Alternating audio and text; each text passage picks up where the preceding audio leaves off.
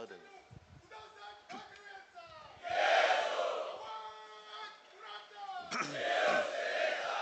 च-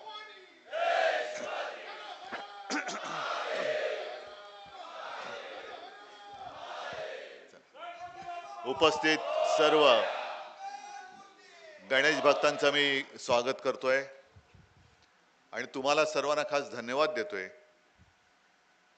लोकमान्यांनी आता किती वर्ष झाली त्यावेळेला सुरू केलेली परंपरा तुम्ही नुसती कायम नाही ठेवली तर जल्लोषामध्ये कायम ठेवलेली आहात. किमान 100 वर्ष तर होऊन गेलीत, पण कुठेही उत्साहाला ओटी लागले असं दिसलेलं नाहीये. या सर्व काळामध्ये अनेक संकट आली, त्यातली काही नैसर्गिक होती, काही सरकारी पण आहेत. विशेषतः करोनाचा काळ जो होता तो फार भयानक होता. करोना जर का नसता तर काय झालं असतं? मी मुख्यमंत्री होतो, तुमचे प्रश्न मी त्याच वेळेला सोडून टाकले असते. तसं पाहिलं तर आपण गेले 5-6 वर्षानंतर भेटतोय. यापूर्वी सुद्धा दर गणपती उत्सवाच्या आधी इथेच भेटत आलो आणि साधारणतः मी माझ्या मनात काय होतं ते तुम्हाला सांगत गेलो आणि त्याप्रमाणे तुम्ही आपल्या गणपती उत्सवात तशी मांडणी करत गेलात. कारण नेहमी मला असं वाटतं की लोकमान्यांनी आपल्या सणांची चळवळ केली, त्या चळवळीतून स्वातंत्र्य ज्या मिळवण्यासाठी जी काही सगळ्यांची एकजूट हवी होती ती झाली. स्वातंत्र्यानंतर चळवळीचं नाही म्हटलं तरी उत्सवामध्ये रूपांतर झालं. गर्दी तर आजही होते, पण नुसत्या गर्दीला अर्थ नाही. त्या गर्दीमध्ये एक बांधीवपणा पाहिजे, एकजूट पाहिजे. आणि मग मी मुंबईकर असेल किंवा अगदी 2010 साली मला आठवतंय डेंगी आणि मलेरियाचं थैमान होतं. आपण इथेच त्या महापालिकेच्या अधिकाऱ्यांना बोलवलं होतं. त्यांचं प्रात्यक्षिक म्हणजे काय करायला हवं, काय करायला नको, या सूचना तुम्ही कशा द्यायला पाहिजेत याचं प्रात्यक्षिक दाखवलं. आणि मला आठवतंय ते दाखवताना मी इकडे पहिल्या रांगेत बसलो होतो. माझ्या बाजूला महापालिकेचे अधिकारी होते. मला म्हणाले, उद्धवजी इकडेच खाली लॉबीमध्ये डेंगीच्या आळ्या सापडल्यात. म्हटलं आता बोंबला, आता घरी जाईपर्यंत काय हुडुहुडी भरते का ह्याची वाट बघतो, पण सुदैवाने तसं झालं नाही. एकूण काय की आपण सामाजिक बांधिलकी विसरलो नाही. नुसता जल्लोष पाहिजेच, नाहीतर मग जिवंतपणा बघायचा कसा? जल्लोष तर पाहिजेच, उत्साह तर पाहिजेच. उत्सव म्हटल्यानंतर उत्साह आलाच, पण त्या उत्सवामध्ये सुद्धा आपण आपली परंपरा आणि एक संस्कार हे जपत आलो. आता विनोद, तुम्ही जे काय सांगितलं की मंडळाची पळवापळवी चालले, कोण पळवतोय मंडळ? कुठे घेऊन जाल पळून? शेवटी मुंबईतच राहणार ना. आणि तो आतमधला गणपती बाप्पा जोपर्यंत त्याच्या आशीर्वाद आम्हाला आहे तोपर्यंत किती तुम्ही मंडळ पळवा, आम्हाला काय कोणाची परवा नाहीये. हे दुसरं करू काय शकतात पळवीखेरीज. पण मला नाही वाटत असं कुठे काय पळवी. निदान गणपतीचे भक्त आणि गणपती मंडळ जी आपली परंपरा कायम ठेवतायत ते अशा या आमिषाला बळी पडत असतील असं माझं काही मत नाही. निदान त्यांनी पडू नये अशी माझी अपेक्षा आहे. आता 5-6 वर्षानंतर भेटल्यानंतर मला असं वाटलं किंवा वाटलं होतं म्हणा पाहिजे तुमची भाषणं ऐकल्यानंतर की सगळ्या आता तुमच्या अडचणी सुटल्यात, मग आता ही बैठक घ्यायची कशाला? बोलायचं तरी काय, कारण अडचणीच नाही आहेत. कारण दरवेळेला आपण भेटत होतो तेव्हा एक तर मी तुम्हाला काहीतरी सांगत होतो आणि तुम्ही मला तुमच्या अडचणी सांगायच्यात. साहजिकच आहे, तेव्हा अगदी सत्ता काही काळासाठी होती, पण महापालिका सतत आपल्याकडे होती आणि यापुढे सुद्धा राहणार आहे. पण आता तर काहीच नाहीये. मग बैठक कशासाठी घ्यायची? बैठकीला येणार कोण? पण मला तुमचं कौतुक एवढ्यासाठी वाटतं की सत्ता जरी नसली तरी रस्त्यावरची ताकद आपल्याकडे, आणि ती ताकद तुमच्या माध्यमातून आज सुद्धा कायम आहे, याचा मला अभिमान आहे. मग आता 1-2 गोष्टी ज्या काही मी ऐकल्या की प्लॅस्टर ऑफ पॅरिस, त्या मूर्तीचं बंधन या वर्षापर्यंत होतं, पुढच्या वर्षी पुन्हा त्याचं काय होणार? बरं, याच्यामध्ये कमिटी कोण नेमली? म्हणजे मला एक कळत नाही की मध्ये आपण हिंदी सक्तीची नको, हिंदीची सक्ती होऊ देणार नाही याच्यासाठी आंदोलन करत होतो. तो जी आर त्याने मागे घेतला, आणि कमिटी ज्यांची नेमली ते नरेंद्र जाधव हे अर्थतज्ञ, म्हणजे यांच्या भाषेशी तसं काही संबंध नाही. आता सुद्धा कुंदन ही पीओपीच्या बद्दलची जी काही समिती नेमली म्हणजे पर्यावरण विषयासाठी, मान्य आहे ना, आम्ही सुद्धा पर्यावरण प्रेमी आहोत, पण पर्यावरणाचं प्रेम कोणाकडनं शिकायचं? ज्यांनी अणुऊर्जाचं समर्थन केलं ते अनिल काकोडकरांकडनं. म्हणजे तिकडे पर्यावरणाचा मोठ्या प्रमाणावरती ऱ्हास होणार आहे, समुद्राचं तापमान वाढेल वगैरे वगैरे सगळ्या काही होत्या, म्हणून त्याला आपण नाही सांगितलं. मग त्यांना इकडे तुम्ही इकडे पर्यावरण तज्ञ म्हणून नेमताय आणि त्यांचे जे काही तुम्ही त्यांनी दंडक घालून घेतलेत ते आम्ही मानायचे. कसं, कोणता कारभार आहे हा? बरं, सूचना कोणाच्या तरी आहे, कोणाच्या ऐकायच्या? हे कायद्याची अंमलबजावणी करणारं कोण आहे? सरकार.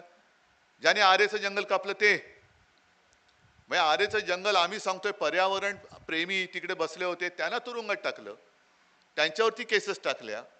आरेची जागा मेट्रोला देऊ नये त्याला पर्याय आपण देत होतो, तेव्हा आपल्याला ती जागा दिली नाही. आता बरोबर आपलं सरकार पाडल्यानंतर कांजूरची जागा त्यांनी घेतली आणि ती कोणाच्या घशात घातली तुम्हाला माहिती आहे. हे पर्यावरण प्रेमी का मित्रप्रेमी? याच्यात मी राजकारण नाही आणत, पण ज्या काही घटना घडल्या आहेत त्या जर का बघितल्या तर याच्यामध्ये राजकारण आहे की नाही हे तुम्ही ठरवायचं.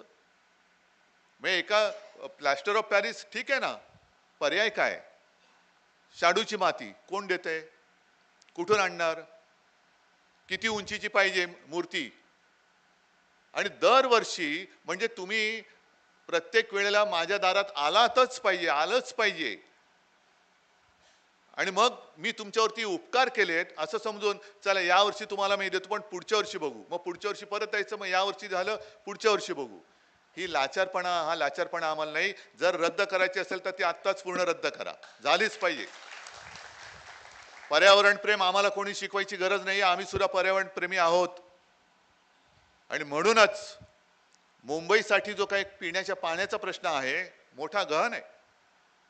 आपण त्याच्यावरती पर्याय काढला होता की ते गारगाई आणि पिंजाळ लाखो झाडं कापली जाणार तिकडे. हा पर्यावरणाचा प्रश्न नाहीये. मग तो जो काही पर्याय होता तो आपण नंतर घेऊ. आधी मी असं ठरवलं होतं की समुद्राचं पाणी हे पिण्यायोग्य करून आपल्या मुंबईकरांची तहान भागवायची. हा पर्याय चांगला होता की नव्हता? पाऊस पडेल न पडेल, पडला तर आनंद आहे, नाही पडला तर काय करायचं? मग एवढे हजारो कोटी रुपये त्याच्यामध्ये घालायचे आणि पाऊस नाही पडला तर पाणी येणार कुठून? म्हणून आपण असं सांगितलं होतं की समुद्राचं पाणी आपण गोडं करून प्यायला वापरू, जे जगभरात इतरत्र वापरतात आपणही करू, म्हणजे पिण्याच्या पाण्याचा कधी तुटवडाच पडणार नाही. आणि आता काल त्याच्या आधीच्या अधिवेशनात यांनी गारगाई पिंजाळ मंजूर केलं आणि नंतर आम्ही समुद्राचं पाणी गोडं करण्याचा विचार करू. अरे विचार करायला मुळामध्ये डोकं लागतं. तेच जर का नसेल तर विचार करणार कसा?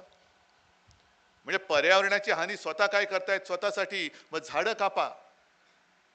तिकडे अणुऊर्जेचा प्रकल्प आणत होते, तो अणू दिला नाही, अणू देणार नाही आपण, तो भाग वेगळा.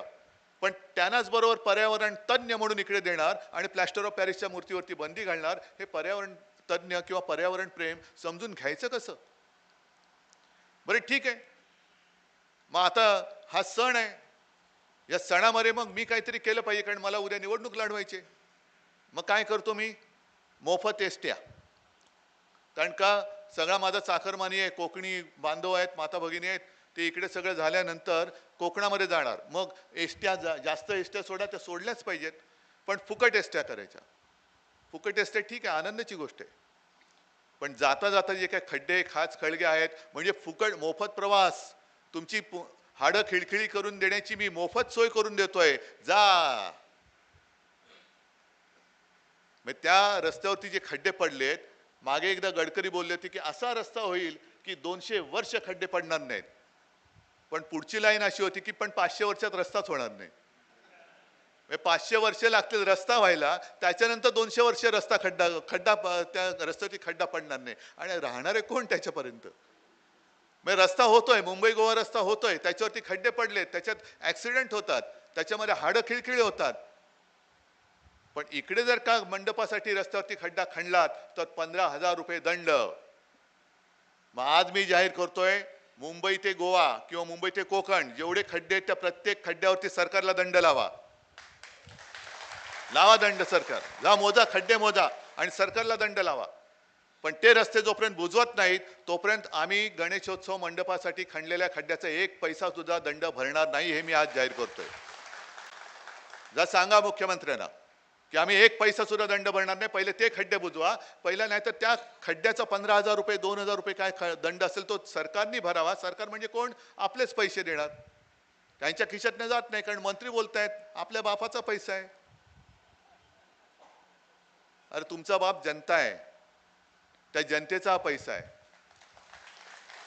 त्या जनतेचा पैसा आहे. तो असं तुम्ही वाटेल तसं लुटाल आणि पुन्हा उद्या उत्सवावरती आमच्याच उत्सवावरती बंधनं आणाल तर आम्ही सहन करणार नाही, आम्ही ती तोडून टाकू, हे मी आज जाहीर करतोय. काय करायचं ते करा. आणि त्याच्यानंतर मग येतं ते आता बघू ना काय करतायत.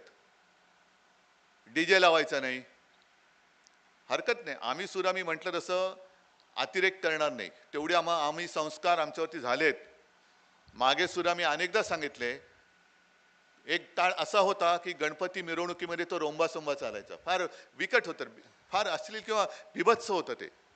पण गेलं आपोआप, आम्हालाच कळलं की म्हणजे जे उत्सवात होते सामील की अरे नाही, ही संस्कृती नाही, गणपती बाप्पा बघतोय. मी आपल्याला सगळ्यांना एक विनंती करेन की उत्सव जल्लोषात करा, पण एकच लक्षात ठेवा, गणपती बाप्पा बघतोय आपल्याकडे. हे जर का आपण बंधन ठेवलं, मला नाही वाटत की कोणत्याही एखाद्या मर्यादेचं आपण उल्लंघन करू. गणपती बाप्पा बघतोय. कारण मला आठवतंय की पूर्वी MIG कॉलनी होती आमच्या कलानगरच्या मागे, आणि त्या MIG मध्ये अनिल, तेव्हा तुम्ही पण असाल, त्या कॉलनीतले लोक, कुंदन तुमच्याकडे पण हिंदू कॉलनीत हे असतील, गणपती उत्सव म्हटल्यानंतर सिनेमे दाखवले जायचे, आठवतंय ना रे? आणि कसे सिनेमा दाखवायचे, रस्त्यामध्ये स्क्रीन लावायचा आणि गर्दी झाली का दोन्ही बाजूला माणसं बसायची, यांना उलट दिसायचं त्यांना सुलट दिसायचं, पण आवाज तोच ऐकू यायचा. आता ती गंमत गेली. तेव्हा ती एक म्हणजे कॉलनीमध्ये सुद्धा एक अशी छान अशी बांधीवपणा होता की एकमेकाला सगळं ओळखत होते, एकी होती. कुठला पिक्चर लावायचा ते ठरवलं जायचं, मग वर्गणी काढली जायची, तो स्क्रीन आणला जायचा. पण तेव्हा मैदानं होती, तसे काही रस्ते होते. आता मंडपाला तुम्ही आमच्या बंधनं घालणार असेल जरूर घाला, पण मंडप बांधायचा कुठे? कारण त्यावेळेला MIGच्या मैदानात बसून बघितलेले मी जे काही पिक्चर होते तेव्हा गणपती उत्सवात, आता MIG कॉलनी बघाल तर टॉवरचे राक्षस उभे राहिलेले आहेत. हा एक मोठा धोका आहे. विकास जरूर पाहिजे, पण टॉवर आमच्या उरावरती उभे राहत आहेत, आमच्या मोकळ्या जागा खाल्ल्या जातात, ना मुलांना खेळायला मैदानं राहत आहेत, ना आमचे उत्सव साजरे करायला काही रस्ते राहत आहेत, ना चौक राहत आहेत, ना मैदानं राहत आहेत. मग आम्ही उत्सव साजरे करायचे कुठे? जागा द्या आम्हाला.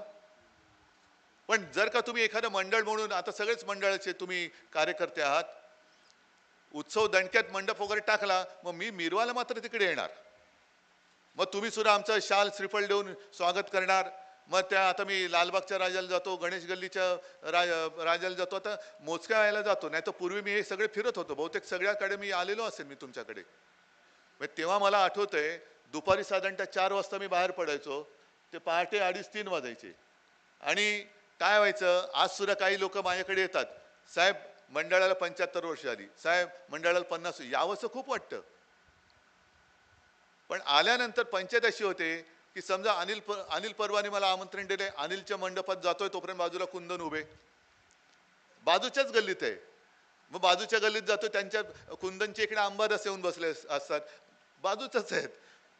मग तिकडे सुनील प्रभू असतात, मग प्रमोद असतं शिंदे, असे सगळे करत करत करत मला आठवतं एक तर अशी गोष्ट झाली की मी सुरुवात केली आणि साधारणतः आपण हे ठरवते की इतक्या वाजता इथे, इतक्या वाजता इतके, असं यादी ठरवतो. एक कार्यकर्ता, त्याला म्हटलं अरे नको रे आज बाबा खूप आहेत मला, नाही तुम्ही याच शेवटपर्यंत माझ्यासोबत राहिला. म्हटलं आता झालं, सगळं झाल्यानंतर म्हटलं चल, म्हटलं लोक असतील का आता? नाही असणार साहेब. तर गेलो आम्ही त्या मंडपामध्ये, तो कार्यकर्ता, मी आणि गणपती बाप्पा,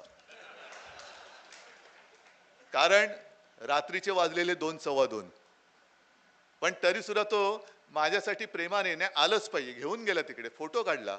आता हे सगळं प्रेम आहे. हे मंडळ पळवापळीची गोष्ट ठीक आहे, पण हे प्रेम नाही विकलं जाऊ शकत, प्रेम नाही विकत घेतलं जाऊ शकत. आणि मग खरंच पंचायत होते की आज सुद्धा मला खूप आमंत्रणं तुमच्या सगळ्यांकडे येत असतात, पण सगळीकडे जाणं आता, म्हणजे पूर्वी शिवसेना प्रमुख जायचे, त्याच्यानंतर मी आता आदित्य जातो. पण आता ह्या सगळ्या गोष्टी नाही म्हटलं तरी थोड्याशा मर्यादा ह्या पडत जातात. तर त्या मला असं वाटतं तुम्ही समजून घेतल्या असाल आणि समजून घ्यावी अशी माझी तुमच्याकडे एक नम्र प्रार्थना आहे.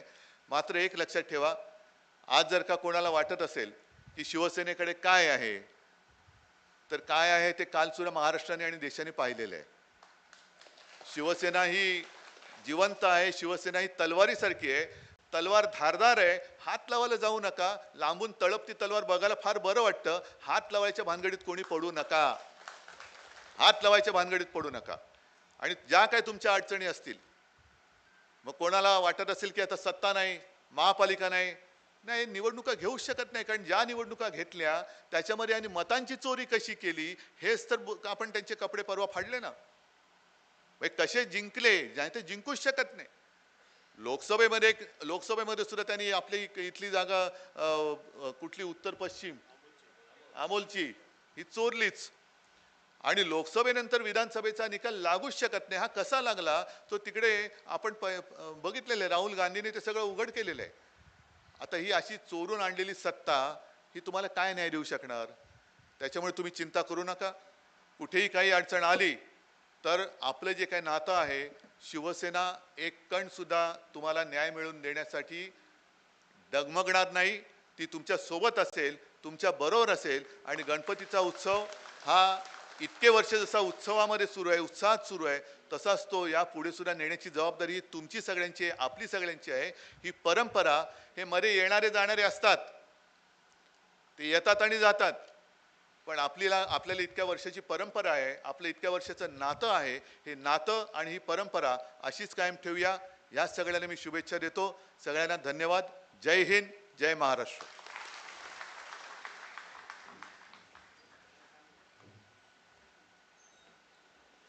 सगळ्यांनी जागेवर थांबायचं. मार्चपर्यंत जे निर्बंध आहेत प्लॅस्टर ऑफ पॅरिसच्या मूर्तीचे, ते जर उठवले गेले नाहीत तर माननीय उद्धवजी